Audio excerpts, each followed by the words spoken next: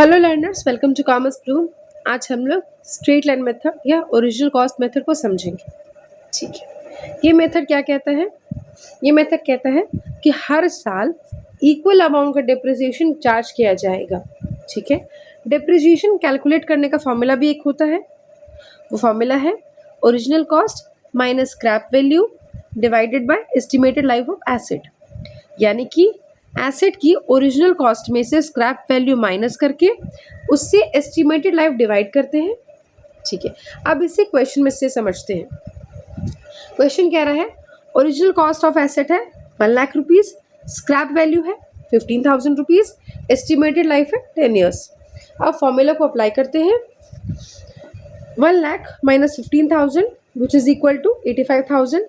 अब 85,000 को 10 ईयर से डिवाइड करेंगे, आंसर आता है 8500। मतलब हर साल 8,500 डेप्रिसिएशन चार्ज होगा। ठीक है, अब हम दूसरे क्वेश्चन को समझते हैं। अब क्वेश्चन में दिया है कि प्राइवेट लिमिटेड ने एक मशीनरी परचेस की 19,000 में, उसके बाद 6,000 कैरेज पे लगा और 4,000 इलेक्शन पे स्पेंड किया गया। ठीक है, इसका मतलब है कि टोटल कॉस्ट हमारा कितना आया? 1 लाख रुपीज़ आया है। ठीक है, एसिड्स की एस्टिमेटेड लाइफ क्या है? 10 ईयर्स। 10 साल के बाद उसका स्क्रैप वैल्यू 20,000 होगा। यानी कि एनुअल डिप्रिसिएशन हमारा कितना निकला? 1 lakh minus 20,000 which is equal to 80,000। अब 80,000 को 10 साल से डिवाइड करेंगे, रिजल्ट आता है 8,000। ठीक है, अब हम रेट ऑफ डिप्रिसिएशन निकालेंगे। वो कैसे निकलेगा? 8,000 into 100 by 1 lakh which is equal to 8%।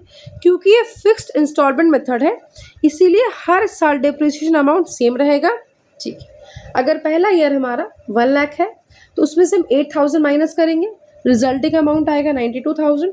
फिर 92,000 में से हम 8,000 माइनस करेंगे। ठीक है, ओके। आई होप आपको ये कॉन्सेप्ट समझ आया हो। Please like, share and subscribe and save this reel for revision. Keep learning and growing. Thank you.